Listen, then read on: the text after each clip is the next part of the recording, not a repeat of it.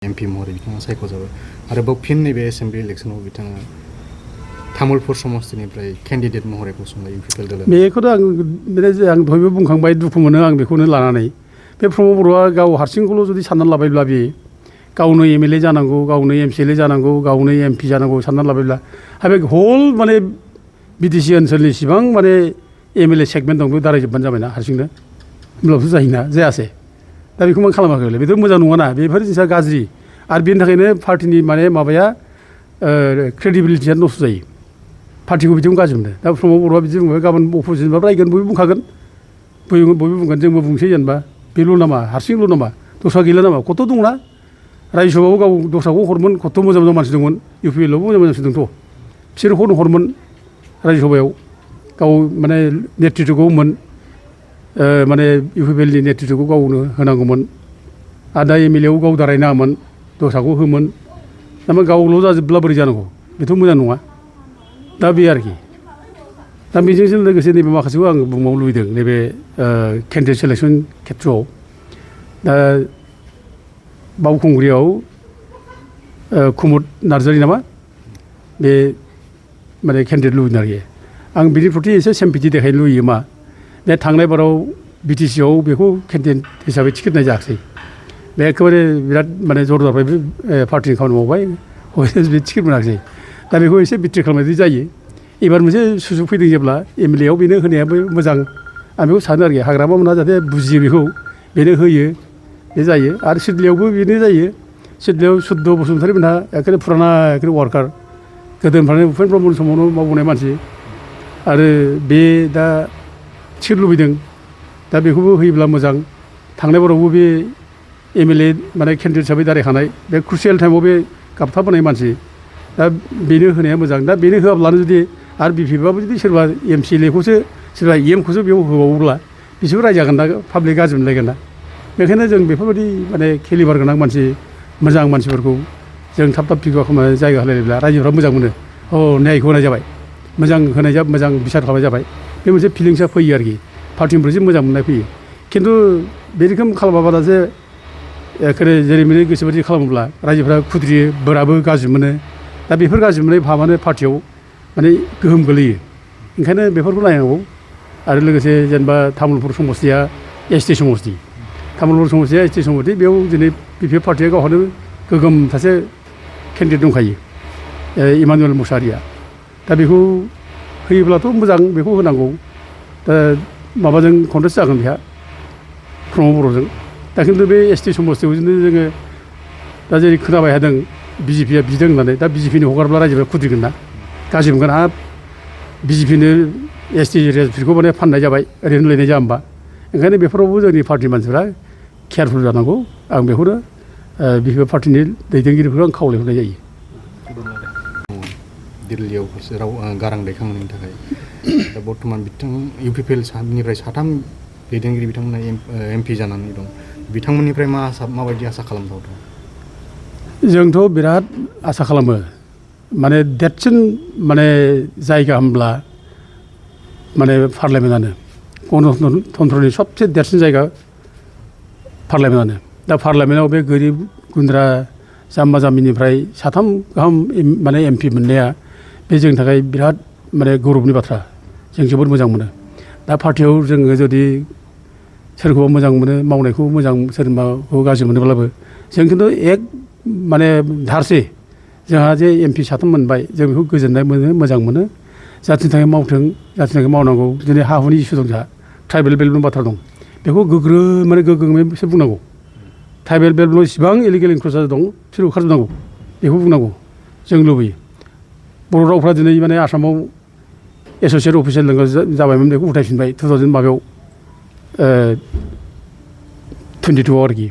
दा बेखौ दिनै आसामाव इसिबां डिस्ट्रिक्टफोर दं, बेफोराव एस'सियेट अफिसियेल लेंगुवेजखौ खालामफिननांगौ, बेनि दाबिखौ खालामनांगौ। दा गोबां माने प्रब्लेम दं, बेखौ जाहाथे जोंनि MPफ्रा माने पार्लामेन्टआव बुङो, बेखौ जोङो खावलायो। बे जों साधारन जों बे सोरबा पार्टिखौ गोजोननो थाखाय एलाइन जानानै थानाय, जों बेखौ लुबैया।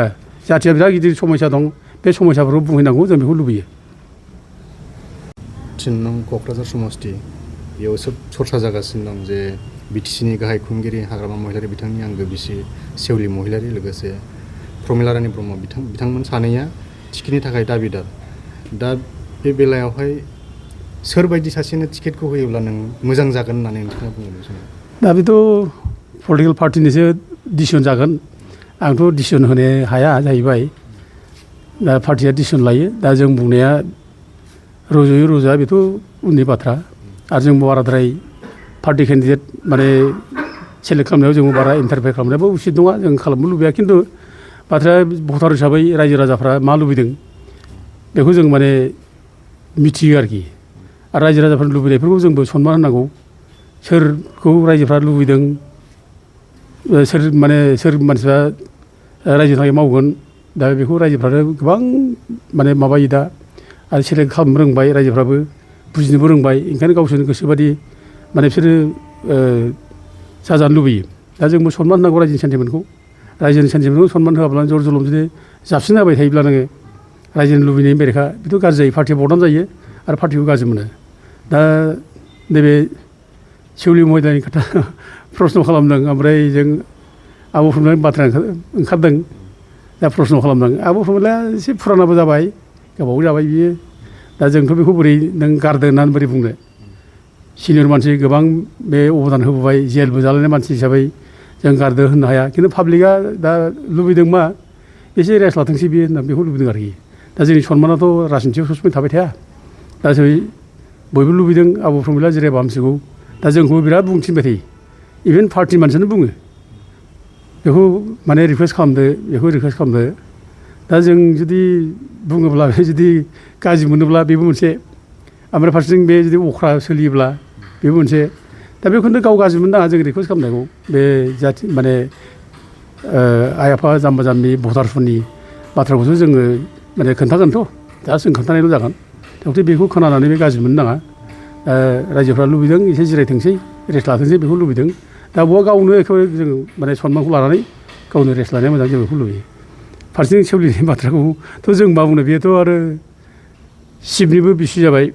दा जों बेखौ होनांगौ होननानैबो बुङा। दा सोरबा जुदि पार्टियाव सोरबा दंब्ला बे क'क्राझार माबायाव समस्तियाव पार्टिया डिसाइड खालामदों, बेखौ जों लुबैयो। दा खिन्थु हाग्रामानि बिसि हिसाबै बे जे मोनथारनांगौ बेबो बाथ्रा नङा। आरो लोगोसे हाग्रामानि बिसिया जे मोनथारनाङा बेबो बाथ्रा नङा। थारमाने बेहा जुदि दयखथा दंब्ला, बेहा केलिबार दंब्ला, बेहा जुदि केपासिटि दंब्ला, बे गोरोंब्ला, बे रोंगौब्ला, बेहा बेबायदिब्ला जों बेखौ जोङो माने बिनि बेरेखाबो बुंनायाबो जों उचित नङा। खिन्थु हानायमानि जोङो गेजेराव जुदि सोरबा दंब्ला मोजां मानसि, जों बेखौ सायख'नानै होनायाबो मोजां जागोन। रायजोफ्रा बेखौनो मोजां मोनगोन आरोखि। बियाबफोरावनो जायफोर एक्जिस्टिं MCLA EM बिथांमोनहा फिन नैबे एसेम्बलि इलेक्सननि थाखाय बिथांमोना टिकेट हास्थायदों। नोंथांनि नोजोराव माबायदि बुंगोन? जिहेतु मेरला गुबुन दैदेनगिरिफोर दं, बिथांमोना चान्स मोननो नांगोन ना नाङा? बाथ्राथ' सैथोथार, कुइसनाथ' खोब मोजां। दा जोंनो मोजां केन्डिडेट, गोदान केन्डिडेट नांगौ, बेथ' बयबो लुबैयो। दा गोदान जेनेरेसनबो जों क्रियेट खालामनांगौ, बेबो खोथा नंगौ। दा जों फुराना केन्डिडेटखौ जों लाबाय थानानै दा जों गोदान केन्डिडेटखौ जुदि जों चान्स होआब्ला जाय जेनेरेसना जों गेप जागोन। दा ओंखायनो जोंनो मोजां जों क्रियेटबो खालामनांगौ। आरो फारसेथिं नैबे जायनाखि MCLAफ्रानो EMफ्रानो दा दारायफिनदों। दा बेबो जिनिसा जों साननो गोनां, मानो बिदि जागासिनो दं। दा जोंनि गेजेरावथ' गोबां मानसिथ' दङना। दाथ' जोंनावथ' केन्डिडेट जानो हानायनि जयगथा गोनां उपजुक्त मानसिफोर मेरला दं। दा खिन्थु बिसोर थासेयावबो दिनै मानो जायफ्रा EM जाखाबाय बिसोरनोबो टिकेट होयो, माने MLA टिकेट। आरो सोरबा माने MLA जाखानानै थानाय, मन्थ्रि जानानै थानाय, आरो बिसोरबो माने माबायाव गेलेफैयो, BTCआव MCLA गेलेफैयो। दा बेफोर जिनिसा माने बे साफा सानै मानसिनि सायावनो निर्भर खालामनाय बायदि जायो। दा बेफोर गाज्रि नुनाय जायो। दा गथिखे बे जानो नाङा। दा जेरै नै दा जों देग नुनो मोनबाय। दा रबिराम नार्जारिया जेनेबा MLA खा, आरो बे BTCनिबो बेयो EM जाबाय। दा मोननैसो बे अकुपाय खालामनानै लाबाय। आरो जों गबिन्द बसुमतारिया जोंहा माने हजों उदालगुरियाव MLA खामोन बिहा, आरो बे BTCनि डेपुटि चिफबो जाबाय। दा बेबायदि सिट माने मोननै आवग्रिना लानाय आरो गोबां दङ बिदिनो।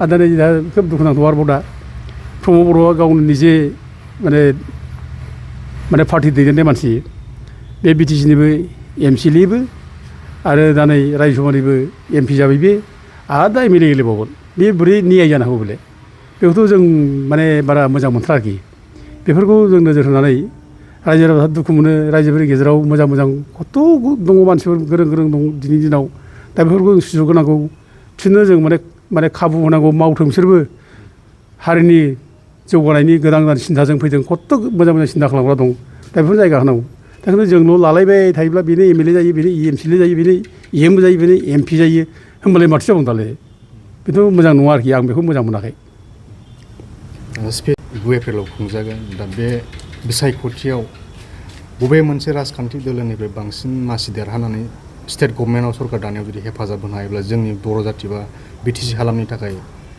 साबसिन जागोन होननानै नोंथाङा बुंगोन बे समाव दा फैगौ जायनाखि एसेमब्लि बिसायख'थि बेयाव जोङो नुदों धौआ बिफिबानो मानोना थांनाय बिटिसि इलेक्सनाव बिसोरो जेरेखम सुइप खालामदों 28टा सिट मोनदों बेनिफ्राय पाब्लिकआ बयबो बिपिपिनि पार्टि माने बयबो गोसो होनायखौ जों नुदों दा बेखायनो एबारनि इलेक्सनाव एसेमब्लि इलेक्सनाव दा बिपिपिनिफ्रायबो बांसिन सिटखौ मोनगोन होननानै जों आसा खालामो मानोना थांनाय बारफ्राव